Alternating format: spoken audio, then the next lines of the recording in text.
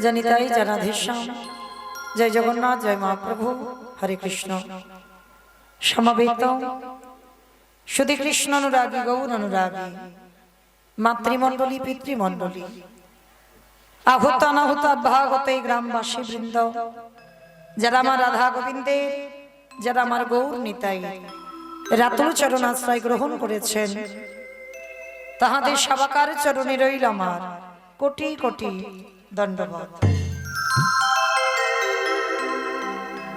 তারপরে জানাই এখানে যত সাধুগুরু ব্রাহ্মণ বৈষ্ণব আছেন তাহাদের পাদ পদ্মে রইল আমার ভক্তিপূর্ণ দণ্ডবত প্রণাম।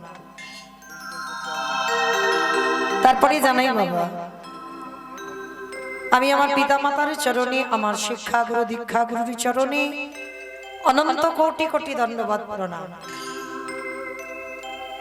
তারপরে যাদের কথা না বললে বাবা সব থেকে বড় ভুল হবে, সব থেকে বড় অপরাধ হবে, যে বাড়িতে প্রতি বৎসরের ন্যায় হরিনাম সংকীর্তনের আয়োজন, যারা প্রতি বৎসরের ন্যায় আমাদের মতো অধম কীর্তনিয়াদের আহ্বান করেন, নিমন্ত্রিত করে আনেন। আমার মতো অধম কীর্তনিয়া মৌমিতা ঘোষ আমি আমার সম্প্রদায়ের তরফ থেকে সর্বাগ্যে যে বাড়িতে আজকের কীর্তনের অনুষ্ঠান, যে বাড়িতে আজকের ভগবত সেবার আয়োজন, যে বাড়িতে সাধুগুরু বৈষ্ণবদের পদধূলা পড়েছে, আমার মতো কীর্তনী আমি আমার সম্প্রদায়ের তরফ থেকে সর্বাগ্যে তাদের চরণে জানালাম ভক্তিপূর্ণ দণ্ডবত প্রণাম। প্রণাম দিলাম একটা কারণে বাবা, আগে আমাদের সবাইকে জানতে হবে এটা কলিযুগ, আর এই কলিযুগে যাগযজ্ঞ নয়, ব্রত পূজা নয়, ধ্যান তপস্যা নয়। চৈতন্য মহাপ্রভু বললেন কেউ যদি বার ব্রত না করে তাতে অসুবিধা হবে না, করলে ভালো, না করলে যে অসুবিধা হবে তা নয়, করলে ভালো।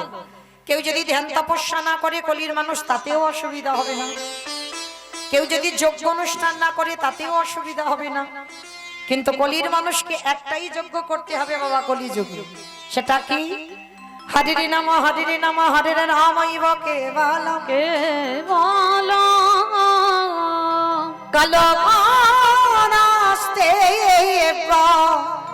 নাস্তে নাস্তে গতির অন্যথা গতির অন্যথা। কলির মানুষের হরিনাম ছাড়া কোনো গতি নাই, কোনো গতি নাই, কোনো গতি নাই। একমাত্র ভব পারাপারের সম্বল হবে বাবা এই হরিনাম, কৃষ্ণ নাম।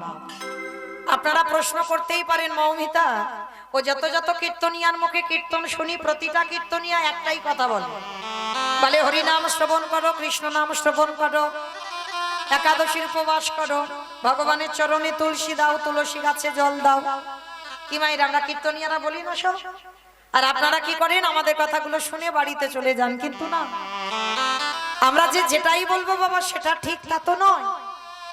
যে কথাটা বলবো বাবা একবার হৃদয়ঙ্গ করে অনুভব করতে হবে। এই যে আমরা কীর্তনিয়ারা বলছি বাবা হরিনাম ছাড়া গতি নাই, ভালো করে একটু বিচার বিবেচনা করে দেখেন হরিনাম ছাড়া কি মানুষের গতি আছে? যে যত বড় ধনী হও না কেন বাবা, যার যত টাকা থাকুক না কেন, যার যত অর্থ থাকুক না কেন, কেউ যদি সারা জীবন দিল্লি বোম্বে কাটায়, কেউ যদি সোনার পালঙ্কে ঘুমায়, কেউ যদি টাকার বিছানায়ও ঘুমায়, তবু মনে রাখতে হবে মা শেষের দিনে তোমার আপনেরা কেউ নয়। যারা এখানে গীতা ভাগবত জ্ঞানী বসেছেন বাবা ভালো করে অনুভব করবেন, যারা যারা বসেছেন, যারা একটু গীতা পাঠ শোনেন বা পাঠ করেন, তারা ভালো করে জানবেন বাবা যা যা কিছু জগতে দেখছো সব অনিত্য। যেটা আজকে তোমার আছে সেটা কালকের অন্য কারোর হয়ে যাবে। তাহলে সব যদি অনিত্য হয়, নিত্য বস্তু কোনটা বাবা? যেটা হলো গৌর গোবিন্দ চট। তাহলে কাদের জন্য সকাল থেকে আর রাত্রিতে ঘুমাতে যাওয়া পর্যন্ত আমার আমার করে মরছি আমরা? ছেলে আমারে, মেয়ে আমারে, জায়গায় আমারে, জমি আমারে, বিষয় আমারে, বৈভব আমারে, বন্ধু আমার, সব আমার আমার আমার। কিন্তু মনে রেখো ভাই, বাঁশি যদি বেজে যায় পড়ে থাকবে সরকারি খামার। এসেছো একা, তুমি যাবে একা। যেদিন এসেছিলে মা ধরায় সেদিন এই সংসার তোমার পরনে একটা সুতো দেয়নি, আর যেদিন তুমি সংসার ছেড়ে চলে যাবে যতই ভালোবাসো না কেন, যত যাদের জন্য যা কিছু করো না কেন, যাদের জন্য বাবা হাড় খাটুনি খেটে বাবা মানুষ করে আজকের বড় করে 3 তলা বাড়ি করে দিয়ে যাচ্ছ, কেউ শেষের দিনে তোমার সঙ্গী হবে না। শুধু সঙ্গী তো দূরের কথা, কেউ তোমার পরনে একটা সুতো পর্যন্ত দেবে না। তাহলে যেদিন এসেছিলে সেদিন পরনে একটা সুতো ছিল না, আর যেদিন ভব ছেড়ে চলে যাব সেদিনও সংসার আমাদের পরনে একটা সুতো দেবে না। তাহলে কাদের জন্য আমার আমার করে মরছি গো। কিন্তু মাইরা শেষের দিনে কেউ যাক বা না যাক, দুটো বস্তু আমাদের সাথী হবে। একটা হবে কর্মফল, এই কর্ম কাউকে ছাড়বে না মা। ভগবান নিজে নিজেকে ছাড়েনি। রামচন্দ্রকে সরুজা নদীর জলে প্রাণ ত্যাগ করতে হলো। ভগবান কৃষ্ণচন্দ্রকে 125 বছর বয়সে সেই যে প্রভাসের তীর্থে জরা ব্যাধির তীরে প্রাণ ত্যাগ করতে হলো। চৈতন্য মহাপ্রভুকে 48 বছর বয়সে বাবা দেহ সম্বরণ করতে হলো। তাহলে লক্ষ্য করে দেখেন, ভগবান নিজে নিজেকে ছেড়ে দিল না, আর আপনারা না তো তুচ্ছ গো। আমাদের ভগবান ছাড়বে মনে করেছ? কর্মফলের শাস্তি প্রত্যেকটা মানুষকে পেতে হবে। ওই জন্য বাবা 84 লক্ষ জনই আমাদের জনম, 4 লক্ষ বার মানব জনম। শুধু এইটুকু ভেবে রেখো মা, 80 লক্ষ জনই আমরা ফেলে এসেছি। পোকামাকড়, সাপ, ব্যাঙ, কত কি না হয়েছে, 80 লক্ষ বার। তাহলে 80 লক্ষ জনই ফেলে এসে 4 লক্ষ বার মানব জনম হতেও তো পারি বাবা। এই জনমটা হয়তো শেষ, এই জনমের পরে হয়তো বাবা আমরা গৌর গোবিন্দ চরণ তলে যাব।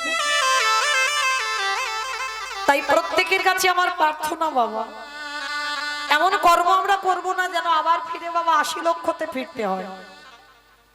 কারণ দেখবেন বাবা, যেমন আমরা ক্লাসে উঠি বাবা 1 2 3 4 5 মানে উপরে যাই, কেউ কিন্তু নিচে আসে না। পড়াশোনা করতে গেলে উপরের দিকে যেতে হয়। তাহলে 80 লক্ষ জনই ফেলে যখন 4 লক্ষ বার মানব জনম, তাহলে এরপরে বাবা এমন কোন কর্ম করব না যেন আমাদের আবার ওই সাপ, ব্যাঙ, টিকটিকে, মশা, মাছি হতে হবে। কেমন? এই কর্মের দিকে প্রত্যেককে খেয়াল রাখতে হবে, আমি কি কর্ম করছি। তাহলে কর্ম আমাদের সাথী হবে। আর একটা বস্তু আমাদের সঙ্গে হবে মা, সেটা আমি মৌমিতা, আমার গ্যারান্টি।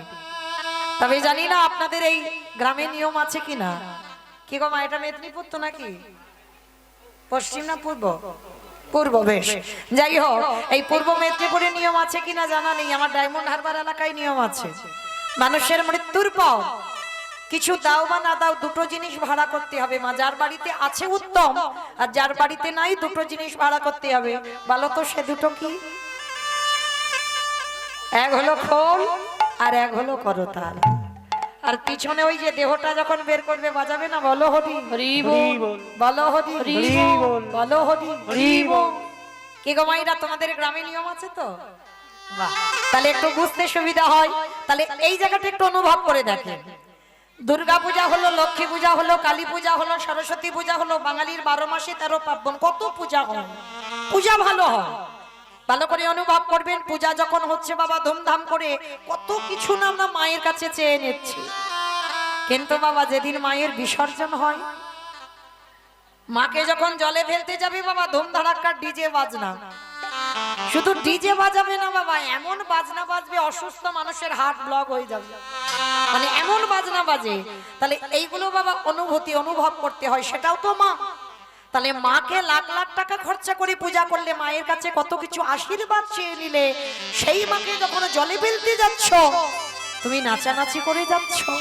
তাহলে যেদিন আমাদের দেহটা বিসর্জন হবে বাবা, সেদিন কি একটু পিছনে লরিতে করে ডিজে বাজনা বাজালে হতো না? হওয়ালে হতো। তাহলে হওয়াচ্ছি না কেন? এই জায়গায় তো আমার চৈতন্য মহাপ্রভু শিক্ষা দিলেন, ওরে কলিরজি ভালো করে পিছনে চেয়ে না, এলি খালি হাতে যাচ্ছিস, খালি হাতে।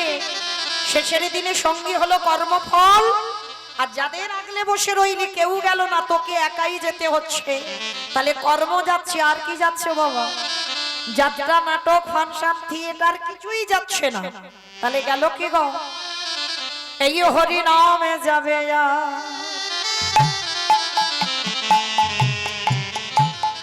আমাদের পচা দেখো,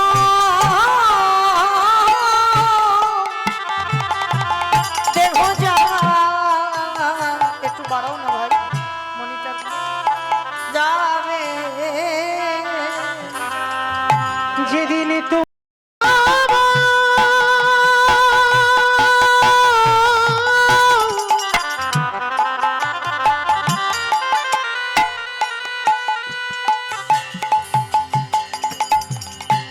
যেদিন তুমি ভাবো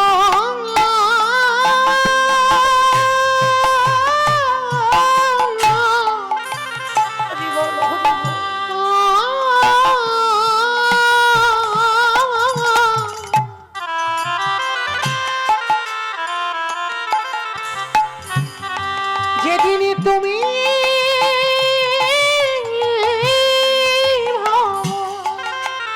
রাধে রাধে ওই ভাব পানে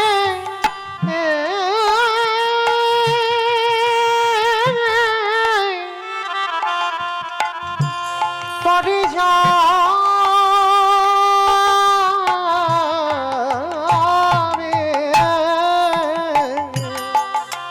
সেই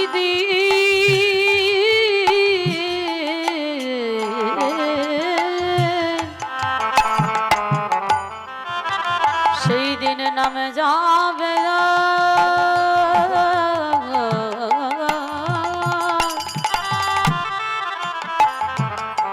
এই পচা দেহ ও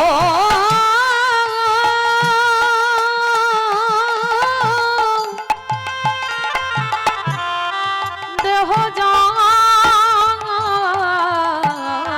যাবে ও ভাই শেষের দিনে আমাদের সঙ্গীর সাথী সাথী কেহ থাকবে না যেদিন খাঁচা ছেড়ে প্রাণে পাখি চলে যাবে সবাই যতই করো সব আমার সেদিন আমার বলতে কেহ রবে না গো আমাদের কারোর কৃষ্ণ ভজন হলো না কৃষ্ণ বলে মা বলি এইভাবে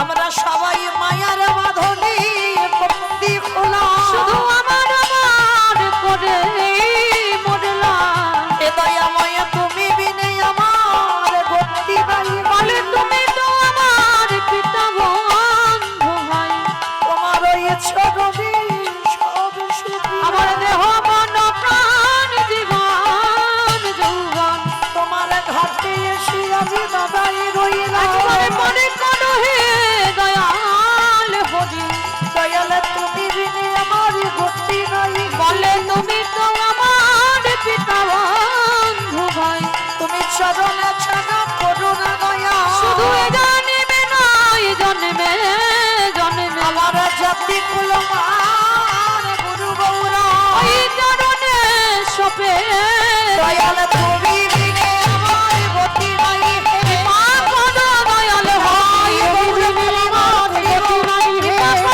দয়াল হরি নামে যাবে আর পচা দেহ যাবে